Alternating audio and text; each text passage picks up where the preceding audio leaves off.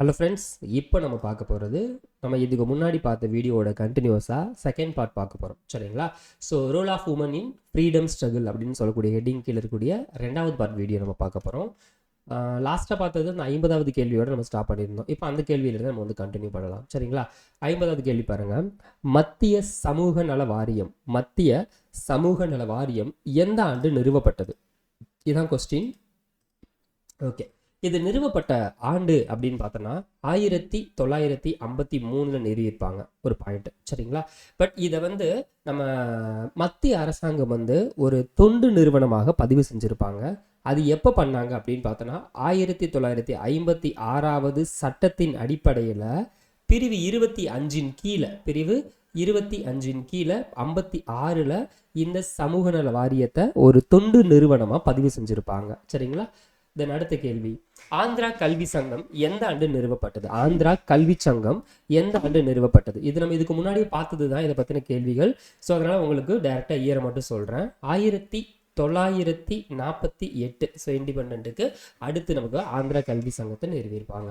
தென் அடுத்து, சிந்தாமனும் நானும் அப்படிங்கிறது யாரினுடைய சுயசரிதை? சிந்தாமனும் நானும் அப்படிங்கிறது மேலே முன்னாடி பார்த்தல போன வீடியோவில் அதுதான், அதோட கண்டென்ட் தான். Option B Durgabai. போன வீடியோ பார்க்கல அப்படின்னா மேலே நான் வந்து டாப்பில் ஐகானில் நான் கொடுக்குறேன். ஸோ அதை கிளிக் பண்ணி முன்னாடி வீடியோ பார்த்துக்கோங்க. அதர்வைஸ் வீடியோக்கு கீழே டிஸ்கிரிப்ஷனில் இருக்கும், அதை கிளிக் பண்ணி முன்னாடி இருக்கக்கூடிய ஃபஸ்ட் வீடியோவை பார்த்துக்கோங்க. அப்படின்னா தான் ஒரு தெளிவான கிளாரிட்டி கிடைக்கும். சரியா? சரி, அடுத்த கேள்வி, எந்த ஆண்டு ருக்மணி லக்ஷ்மிபதி காங்கிரஸில் சேர்ந்தார்? எந்த ஆண்டு சேர்ந்தாங்க? ஸோ இவங்களை பற்றி ஒரு சில இம்பார்ட்டண்டான விஷயங்களை வந்து தெரிஞ்சுக்க வேண்டியது இருக்குது. யாரை பற்றி? ருக்மணி லக்ஷ்மிபதியை பற்றி. எந்த காலத்தில் இவங்க வந்து பிறந்தாங்க அப்படிங்கிறத நம்ம தெரிஞ்சிருக்கணும். 1/8/92 பிறந்திருப்பாங்க. 1892 பிறந்திருப்பாங்க. ஸோ நமக்கு 1950க்கு அப்புறம் 51 இறந்துருப்பாங்க. சரிங்களா?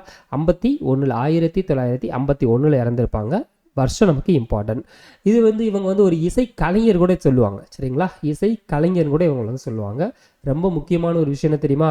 1937 நடந்த சென்னை மாகாணத்தினுடைய சட்டமன்ற இடைத்தேர்தலில் போட்டிப்பட்டு இவங்க வந்து வின் பண்ணாங்க அப்படிங்கிறது ஒன்று. அந்த 37வது வருஷம் இவங்களை வந்து துணை சபாநாயகராக தேர்வு செஞ்சுருப்பாங்க. ரொம்ப முக்கியமான ஒன்று. சரிங்களா?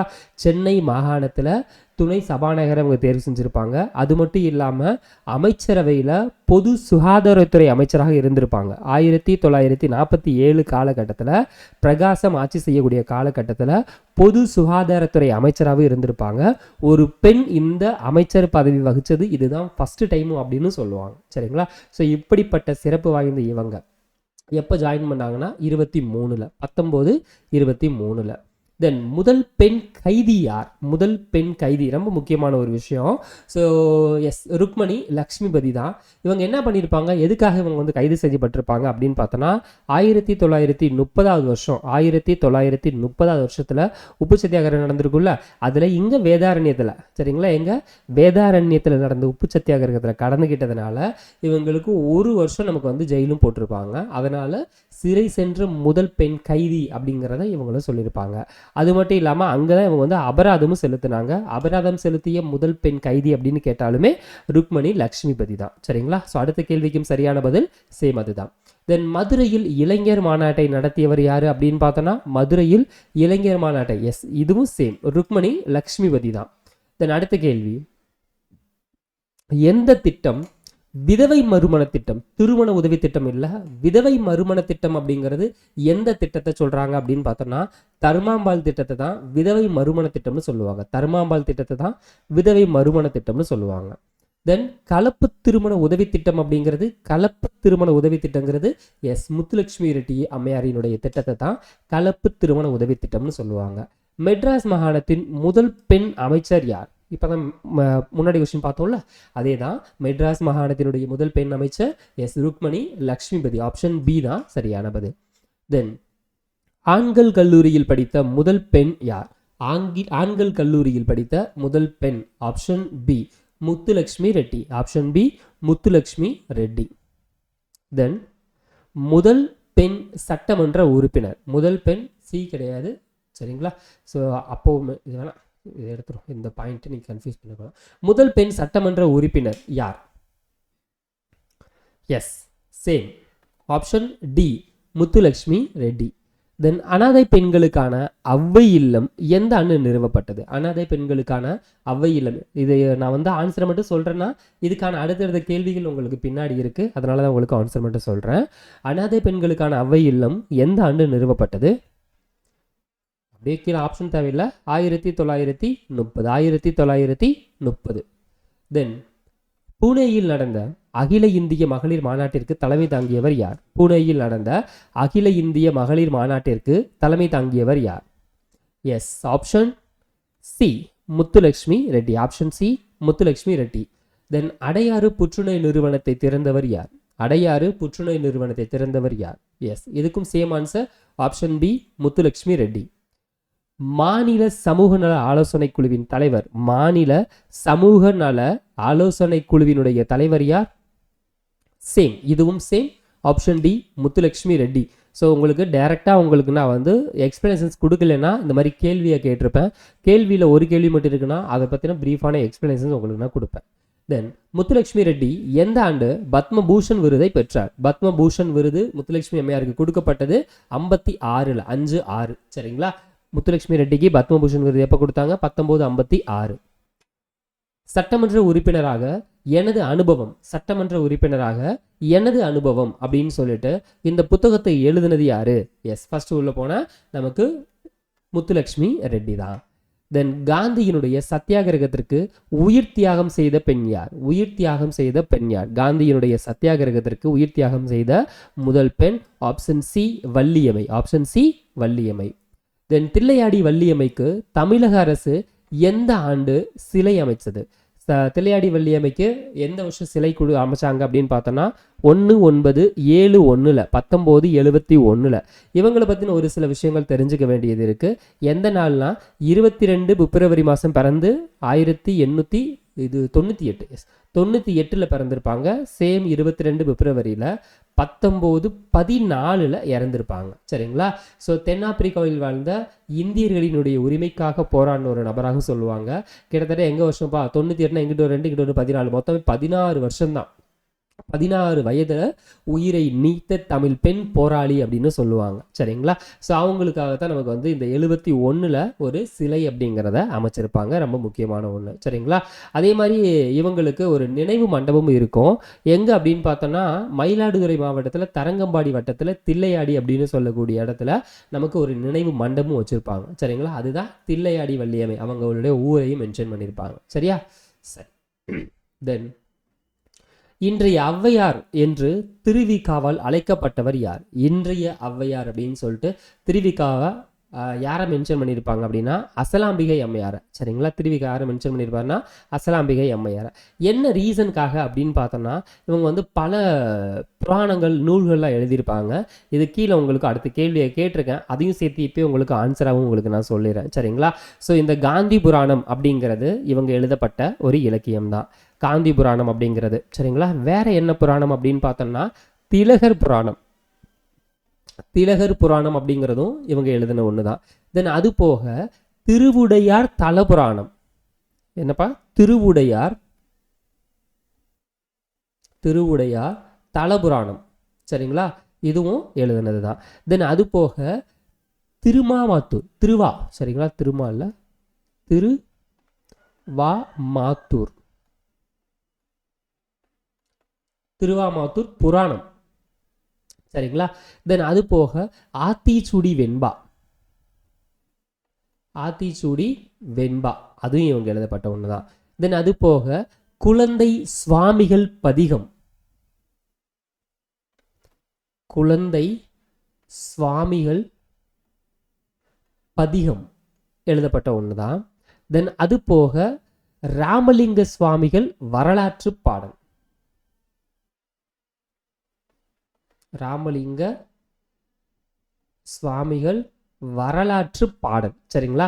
இது எல்லாமே இவங்க எழுதப்பட்ட ஒன்று தான். இப்படி பல இலக்கியங்கள் இவங்க எழுதப்பட்டதுனால தான் இவங்க வந்து இன்றைய ஔவையார் அப்படின்னு சொல்லிட்டு திருவிக்கா மென்ஷன் பண்ணாரு. யார? அசலாம்பிகை அம்மையார. சரிங்களா?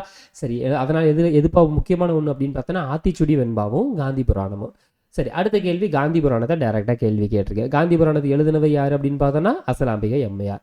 தென் காந்தி புராணத்தில் எத்தனை பாடல்கள் இருக்கு அப்படிங்கிறது ஒரு கொஸ்டின்.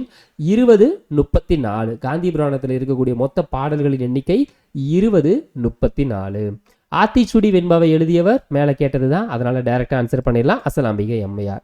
உத்தமசீலன் யாருடைய நாவல்? உத்தமசீலன் அப்படிங்கிறது யாரு எழுதப்பட்ட நாவல் அப்படின்னு பார்த்தோம்னா, எஸ், ஆப்ஷன் பி, கோதை நாயகி அம்மாள். ஆப்ஷன் பி, கோதை நாயகி அம்மாள். சரிங்களா? இவங்க வந்து தமிழகத்தை சேர்ந்த ஒரு முக்கியமான ஒரு எழுத்தாளர் அப்படிங்கிறத மென்ஷன் பண்ணுவாங்க. சரிங்களா? ஒரு மேடை பேச்சாளரும் சொல்லுவாங்க. தென் அது மாதிரி நமக்கு விடுதலை போராட்ட உணர்வு, சமூக போராளின்னு சொல்லுவாங்க, பத்திரிகை எழுதக்கூடிய ஒரு இதழ் ஆசிரியர் அப்படின்னு சொல்லுவாங்க. இந்த மாதிரி பல விதமான விஷயங்கள்லாம் இவருக்கு வந்து இருக்கு. சரிங்களா? சரி, இவங்களை உத்தமசீலன் அப்படிங்கிறது ஒன்று எழுதியிருக்காங்களா? இதில் இந்த மாதிரி பல புதினங்கள் எழுதுனதுனால இவங்களுக்கு பல பெயர்கள் இருக்குன்னு சொல்கிறாங்க. சரிங்களா? இது வந்து எக்ஸாம்பிளும் கேட்டிருக்காங்க, இந்த மாதிரி இம்பார்ட்டன்ட் கண்டென்ட். ஒன்று என்ன அப்படின்னு பார்த்தோன்னா, நாவல் ராணி அப்படின்னு சொல்கிறாங்கப்பா. சரிங்களா? நாவல் ராணி. தென் கதா மோகினி, கதா மோகினி. தென் ஏக அரசி, ஏக அரசி. இதெல்லாம் இவங்களுடைய பேர்.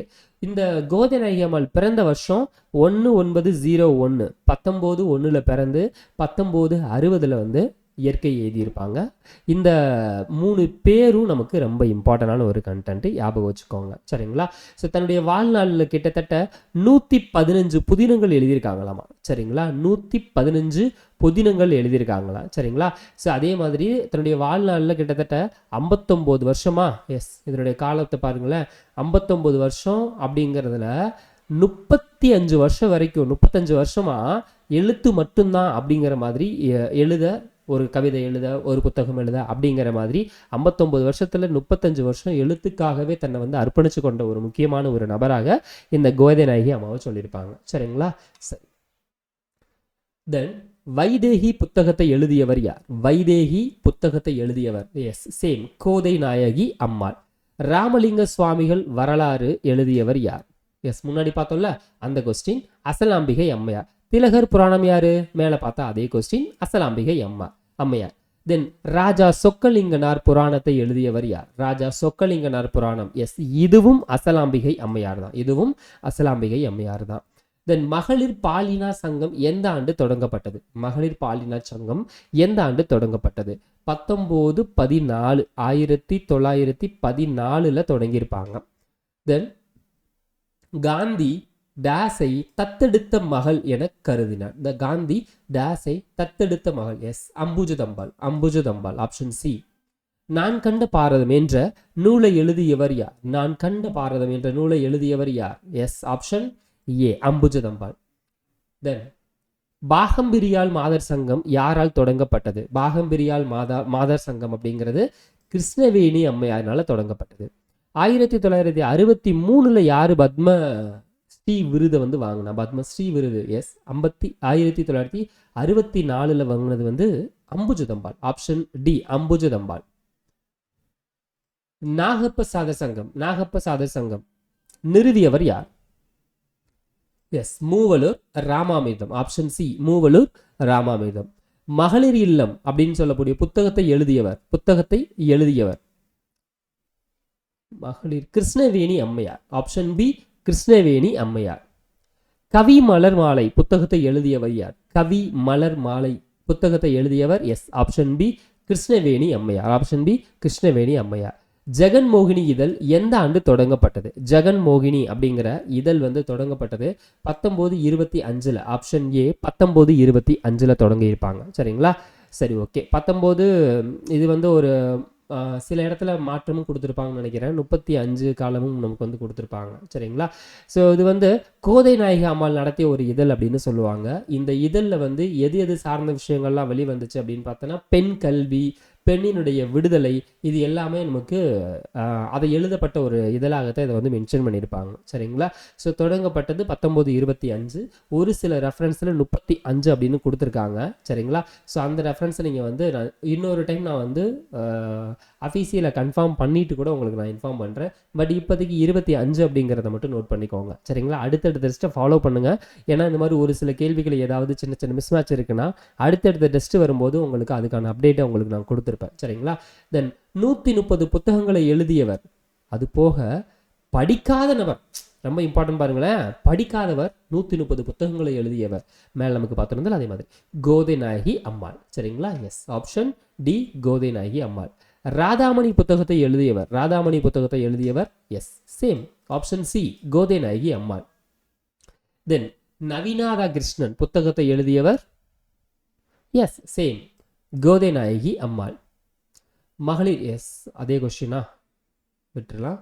தென் 92 பாகம்பரியால் சங்கம் மேலே பார்த்தோம்ல. எஸ், 27. பாகம்பரியால் மாதர் சங்கம் எந்த ஆண்டு தொடங்கப்பட்டது? 1927. தென் பரம்பு நாடும் மகளிரும் அப்படின்னு சொல்லக்கூடிய நூலினுடைய ஆசிரியர் யார்? எஸ், ஆப்ஷன் டி கிருஷ்ணவேணி அம்மையார். கதருக்கு முக்கியத்துவம் கொடுத்தது யார்? கதருக்கு முக்கியத்துவம் கொடுத்தது யார்? Option B Govindammal. கதர் என்றல் ஐயமுத்து. ஐயமுத்து என்றால் கதர். இது யார் சொன்னது? Option C Rajaji. எஸ், அவ்வளோதான். ஸோ இதோட இந்த செகண்ட் பார்ட்டோட கண்டென்ட் ஓவர். ஸோ செகண்ட் பார்ட்டில் நம்ம இப்போ எதை முடிச்சிருக்கோம் அப்படின்னு பார்த்தோம்னா role of woman in freedom struggle வரைக்கும் நம்ம முடிச்சாச்சு. நம்ம இதோட கண்டினியூஸாக உங்களுக்கு அடுத்த வீடியோவில் evaluation of 19th and 20th century socio political movement in Tamil Nadu அப்படின்னு சொல்லக்கூடிய கேட்டகரி கீழே இருக்கக்கூடிய அடுத்த டாபிக் உங்களுக்கு வந்து கவர் ஆகும். இது வந்து நம்மளுடைய டிஎன்பிஎஸ்சி நியூ சிலபஸில் கொடுக்கப்பட்ட கண்டென்ட் தான். இதில் நம்ம பார்த்துட்டு இருக்கக்கூடிய இந்த கண்டென்ட்டில் மட்டும் கிட்டத்தட்ட 40 கேள்விகள் வரைக்கும் கேட்பாங்க. சரிங்களா? இப்போ நம்ம கொடுத்துருக்கக்கூடிய இந்த கேள்விகளை மட்டும் நீங்கள் பார்த்தீங்க அப்படின்னாலே இதில் இருக்கக்கூடிய எல்லா கேள்விகளுக்கும் உங்களால் ஈஸியாக ஆன்சர் பண்ண முடியும். ஸோ மறக்காமல் நம்ம கொடுத்துருக்க எல்லா கேள்விகளையும் பாருங்கள். சரிங்களா? ஸோ இதில் வந்து எல்லாத்துக்குமே தனித்தனியாக உங்களுக்கு நம்ம கொடுத்தாச்சு. எடுத்து செக் பண்ணி பாருங்கள். வீடியோக்கு கீழே டிஸ்கிரிப்ஷனில் நம்மளுடைய டெலகிராம் சேனலுக்கான லிங்கை நான் கொடுத்துருக்கேன். அதில் வந்து ஆட் ஆகிக்கோங்க. அந்த டெலகிராம் சேனலில் ஃபுல் அப்டேட் உங்களுக்கு கிடைக்கும். இந்த கேள்விகளை எல்லாத்தையுமே நீங்கள் வந்து 24/7 எப்போ வேணாலும் நீங்கள் வந்து எழுதி பார்க்கணும்னு நினச்சிங்க அப்படின்னா நம்மளுடைய மொபைல் அப்ளிகேஷன் ப்ளே ஸ்டோரில் அவைலபிள் இருக்குது. ஆப்பை டவுன்லோட் பண்ணிவிட்டு ரெஜிஸ்டர் பண்ணி அது மூலமாக நீங்கள் எப்போ வேணால் எழுதி பார்த்துக்கலாம். அதே மாதிரி ஓல்டு கொஸ்டின்ஸ் எல்லாமே உங்களுக்கு டாபிக் வைஸ் உங்களுக்கு வந்து கொஸ்டின்ஸ் எல்லாமே வேணும் அப்படின்னு நினச்சிங்கன்னா கீழே வந்து பேமெண்ட் லிங்க் நான் வந்து கொடுத்துருக்கேன். அந்த லிங்க் மூலமாக உங்களுடைய அட்ரஸை ஃபில் பண்ணிவிட்டு அந்த பேமெண்ட்டை நீங்கள் பே பண்ணிவிட்டு நீங்கள் இன்ஃபார்ம் கூட பண்ண வேண்டியதில்லை. ஜஸ்ட்டு பே பண்ணிவிட்டு உங்கள் அட்ரஸை நீங்கள் வந்து கரெக்டாக கொடுத்துட்டீங்க அப்படின்னா உங்களுக்கு எஸ்டி கொரியரில் வந்து புக்கை வந்து கொரியர் பண்ணிவிடுவாங்க. சரிங்களா? So old questions topic wise இருக்கக்கூடிய புக்கு. சரிங்களா? இதுக்கு முன்னாடி TNPSC group 1, group 2 and 2A, 4 and VO இதில் கேட்கப்பட்ட கேள்விகளை தனித்தனி தலைப்பு வாரியாக பிரித்து உங்களுக்கு ஃபுல்லாக நம்ம கொடுத்துருக்கோம். அதில் மேத்தமெட்டிக்ஸ் மட்டும் கவர் ஆகாது. தமிழ் ப்ளஸ் ஜிகே இது எல்லாமே உங்களுக்கு வந்து கவர் ஆகும். அந்த புக்கு உங்களுக்கு வேணும்னா வீடியோக்கு கீழே புக்கோட லிங்க் அப்படின்னு நான் கொடுத்துருக்கேன். அந்த லிங்கை கிளிக் பண்ணி நீங்கள் வந்து புக்கை நீங்கள் வந்து பர்ச்சேஸ் பண்ணிக்க முடியும். சரிங்களா? சரி, ஓகே. அடுத்த வீடியோவில் நெக்ஸ்ட் டாபிக் நம்ம வந்து பார்க்கலாம்.